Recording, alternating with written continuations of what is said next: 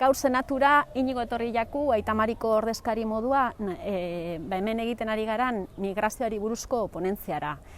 Euren testimonioa oso garrantzitsua da ponentzia honetan, lehenengo eskutik bizi dabelako migranteak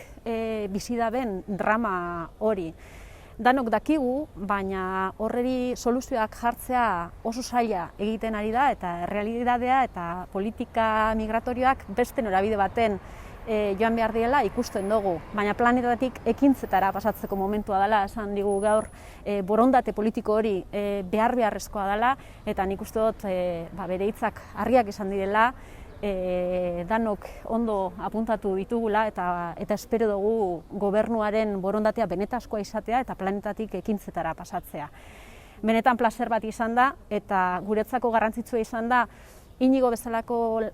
pertsonak Euskal Herrian balore konkretu batzuk transmititzen dituzuenan testigantza hori hemen Senatuan Madrilen izatea,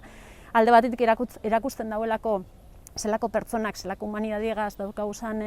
Euskal Herrian, eta beste alde batetik eurek ohituta dauz sarri askotan euren lana kriminalizatzera, eta nik uste dut momentua dela euren lana goraipatzeko eta euren lana babesteko, eta hori tokatzen jaku ordezkari politikoei.